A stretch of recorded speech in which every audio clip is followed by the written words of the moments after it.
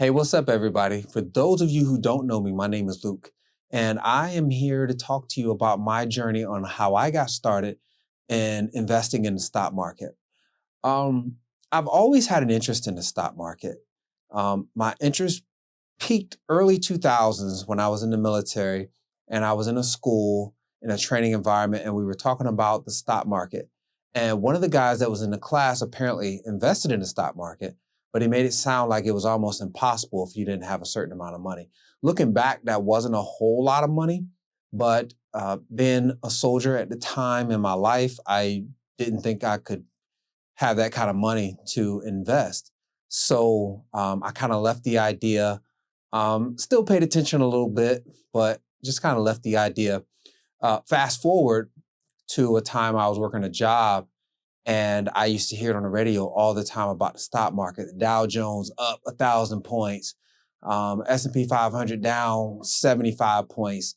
Those types of things I used to hear, and I never understood it. Well, the pandemic came, and right before the pandemic, my interest peaked yet again about the stock market because I kept driving past this large vending machine for a company called Carvana. And, it's just, and, I found out they were getting on the stock market or talking about it or something like that. Or I wondered if they were on the stock market. So at that point, I said, you know what? I just need to do it. I'm a type of person I kind of like to do. I don't recommend everybody else do that, but I just kind of do. So that to me is the best way to learn. So it just so happens that the pandemic hit right as I was getting interested in the market. Um, so right at that point, the stock market had just crashed. I had a little bit of money and I said, let me just try this. And I still didn't fully understand what I was doing. I listened to Warren Buffett, and I remember Warren Buffett said, one of his things was, invest in companies that you know, invest in things that you know. And at that time, we were traveling a lot for every summer for a vacation or for travel basketball. We were doing a lot of travel. And I said, okay, well, I have to find a company. And I just said, I'll go with SeaWorld because we traveled a lot to Orlando. I can't remember if I bought Disney back then, but I ended up building up a little bit for Disney as well. But I bought SeaWorld. SeaWorld stock was probably around $7 after the pandemic hit because in March, I think March 23rd, 2020 is when the market literally just crashed. And SeaWorld was about $7 and I bought 25 shares. I bought 25 shares of SeaWorld and some other stuff, I'm sure. I don't remember exactly what my first stocks were. I remember some of my key ones down the road. SeaWorld was one of them, and I talked about Carvana. Carvana was one of them as well. And, I also worked with a guy who was doing the stock market, and that kind of encouraged me to try it out as well. So that one day went by, and I looked, and I saw that I made $7. It was a little over $7, but still I saw $7 on there.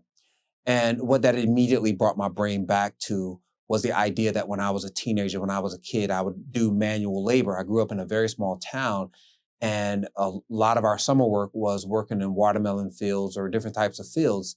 I'm sure there were some people that worked in retail and stuff like that, but for where I lived and the way my dad raised us, we worked in a lot of fields. My granddad owned sweet potato field, and we would do stuff like that. My dad also tried to get me out there cutting grass, so it was a lot of manual labor.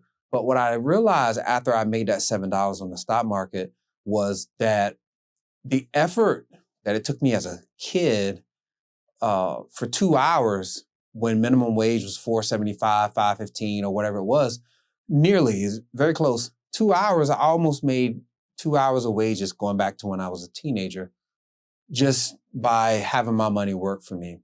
And at that moment was when I reached that aha moment to say, oh, this is what they mean by your money working for you. And when I got that realization, it really was a game changer for me. And I have not stopped since. So that's been my story on the stock market and how I really got started. But I also want to tell you what happened with SeaWorld and what happened with Carvana. SeaWorld was $7. I bought it and it eventually got up to 55, maybe even hit 60, and I sold it. And I made a pretty decent profit for a beginner. Carvana, and let me tell you my thinking behind Carvana.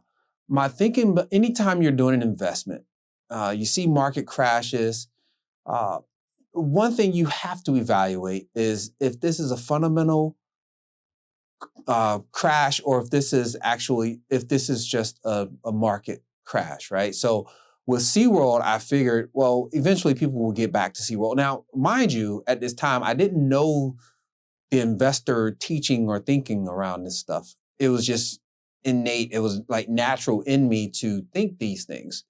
I said, well, nothing has really changed with SeaWorld. And at the time, I thought this thing was going to go away in a couple of months. People will be back. Wasn't that, but that was my thinking. So I thought the stock would bounce back, and it did, but it didn't bounce back the way I thought it would. So that was my thinking around SeaWorld, and it actually did bounce back up. Carvana, similar thing, almost on the opposite spectrum. I saw Carvana and I said, well, wait a minute. We're not allowed to go inside places anymore. People are really going against it. So if this place is a vending machine that sells cars, then that means most people are not going to want to be in the dealership. So how are they going to get their cars? And this is how you really have to think when you're looking at the market. It's very simple, supply and demand. You really have to look at the market conditions. So I was like, it made sense to me that people would want to just order a car online or not have to go inside a place to get a car. And that's why my interest peaked in Carvana. I had Carvana at maybe $30 or $50 and it shot up to over $300. I didn't sell it at $300 because I just wanted to wait. Again, it was inexperience on my part. Should have sold it at its peak, knowing that it probably was going to crash back down. Again, I was not experienced, but I still made money. And Carvana actually did crash really, really hard later on. I think it actually went from 3 something to like $8. I can't remember exactly, so forgive me if I'm wrong on that, but I'll try to pull some numbers on it for this video. And then it went right back up to 2 something. It's crashed again like everything else recently. But when I sold it, I made a decent profit. That was early on. I only had about 3 shares. And I think total my shares were about $110. So 3 shares went to $250. I only paid $110 for at the most $150 for 3 shares, and they went up $250 a piece. So that means I made about $700, $800. I mean, that was a decent profit. That was years ago. That was, small profits, but it was my start. It was my beginning.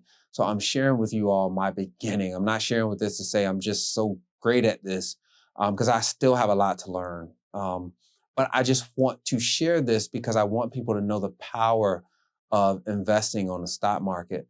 And again, that money's probably been lost back a few times over. But I still believe in the power of the stock market. And I just wanted to share with you all how I personally got started on the stock market and that aha moment of realizing that I didn't have to go and actually do anything manual to make this money. My money actually went in the system and worked for me. And that really let me see what they mean by having your money work for you. So I hope that this video was helpful. I hope that it encourages you to go out and learn about the stock market. Again, I'm 5, 6 years in and I'm still learning a lot, and I won't stop learning. I'll keep learning. I believe that's one of the things that I do well is learn, really desire to learn and know things. That's one of the things that I do well. So anyway, I hope you got something out of this video. If you have some questions, leave a question, leave some feedback, leave a comment, or, if you, want to connect, send a message, or if you know me and we talk, or you have my number, reach out to me. I love talking about this stuff and I enjoy sharing information that I have. I'm not a gatekeeper. I don't believe in keeping this gate of the stock market because I believe that it can change so many generations. It hasn't changed the generation that I want to change yet, but I see it. I see it. I feel it. I can touch it, right? I can touch it. I feel it. and it'll be here soon. So hopefully you guys will come on in and hey, reach out. Thanks for watching.